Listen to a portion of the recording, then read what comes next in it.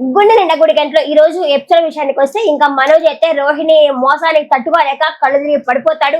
ఇంకా బాలు వచ్చేసి మోహన నీళ్ల జల్లు అయితే లేపుతాడు. ఇంకా రోహిణిని ఎందుకు రోహిణి ఇలా చేసావు, ఆల్రెడీ అమ్మమ్మ దగ్గర అలా ప్రమాణం కూడా చేసింది కదా, ఎందుకు ఇలా చేసావు అంటే మనోజ్ కి దగ్గర అవ్వాలని చెప్పి ఇలా చేశాను అని చెప్పేసి చెప్తుంది. ఇంకా అలా మోసం చేస్తా ఉంటే ఎవరు మాత్రం దగ్గర అవుతారు. ఇంకా అలాగే అతను ఉన్నాడు కదా బాలు పెట్టిన మనిషి కూడా వచ్చేసి నీ వైఫ్ ఫ్రాడ్ అని చెప్పనేసి నీ 5,000 నాకు బల్లేదు, ఏం బల్లేదు, నువ్వు సొంత హస్బెండ్ నే మోసం చేస్తా ఉన్నావు, నువ్వు ఇలాంటి దానివి అని చెప్పి అనుకోలేదని చెప్పి ఆయన కూడా గడ్డి పెడతాడు రోహిణికి. ఎంతమందికి గడ్డి పెట్టినా ఈ రోహిణి మారదనుకో. ఇంకా సరే అని చెప్పి గబగబా బాలు వాళ్ళు ఇంటికి వచ్చేస్తారు. ఇంటికి వచ్చినాక బాలు వాళ్ళ అమ్మ వెయిట్ చేస్తా ఉంటుంది. ఎందుకంటే పెద్ద కొడుకు వస్తాడు, చెక్కు తీసుకొచ్చిస్తాడు, డబ్బులు తీసుకొచ్చిస్తాడు అని చెప్పి వెయిట్ చేస్తా ఉంటుంది.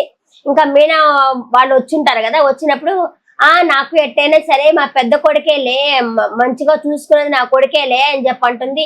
ఎవరి కోసం ఎదురు చూస్తున్నావు అంటే నా కొడుకు కోసం చూస్తున్నాను అంటే బాలు ఉండి నేను కూడా నీ కొడుకుని అంటే నువ్వు నా కొడుకు ఏమో గానీ అన్ని చూసేది చేసేది నా పెద్ద కొడుకే అని చెప్పేసి అయితే వాళ్ళ అమ్మ అయితే మాట్లాడుతుంది అనమాట. సరేలే నా కొడుకు వస్తాడు అని చెప్పేసి సంబరపడతా ఉంటుంది. ఇంతకీ మనోజ్ కూడా వస్తాడు. మనోజ్ వచ్చి ఎక్కడ చెక్కు తెచ్చావు, ఇవ్వు అంటే చెక్కు లేదమ్మా, ఆ డీల్ క్యాన్సిల్ అయింది, నేనే క్యాన్సిల్ చేశాను అని చెప్పేసి తప్పంతా తన మీదే వేసుకుంటాడు. మనకి లాభం కంటే నష్టం వచ్చేటట్టుగా ఉంది, అందుకే నేను క్యాన్సిల్ చేసుకున్నాను అని చెప్పేసి అనేసరికి అవునా ఓహో ఇది దరిద్రం వచ్చింది కదా అలాగే ఉంటుందిలే అనేసరికి శృతికి కోపం వస్తుంది. ఇంత విధంగా మీరు ఎలా మాట మార్చేస్తారు, మీరు ఓస వాళ్ళ కంటే మరి ఘోరంగా ఉన్నారే మాటలు మార్చే దాంట్లో అని చెప్పేసి శృతి కూడా తిడుతుంది, ప్రభావతిని తిడుతుంది అనమాట.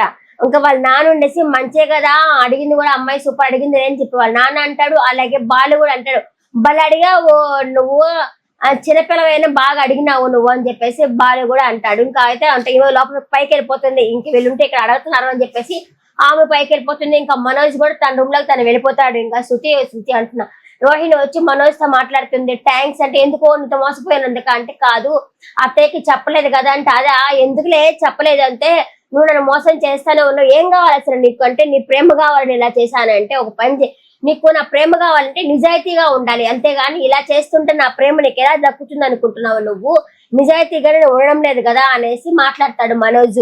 నిన్ను క్షమించు మనోజ్ అంటుంది. క్షమించడం లేదు ఏం లేదు పో అని చెప్పంటుంది. సరే ఇంకా ప్రభావతి అయితే కూరగాయలకి పోతున్నానని చెప్పంటుంది. ఇక ఈ అమ్మాయి రోహిణి వచ్చేసి అతనికి కాఫీ ఇవ్వాలని చెప్పి పోతా ఉంటుంది. ఎక్కడికి వెళ్తున్నావు అంటే కాఫీ ఇవ్వడానికి అంటే నువ్వు పార్లర్కి ఏం పోయేది లేదా అంటే లేదు నేను మధ్యాహ్నం నుంచి పోతానని చెప్పి అంటుంది రోహిణి. వెళ్ళు ఏం అప్పటిదాకా వాడిని దువ్వుతున్నావా నువ్వు అని చెప్పేసి అడుగుతుంది.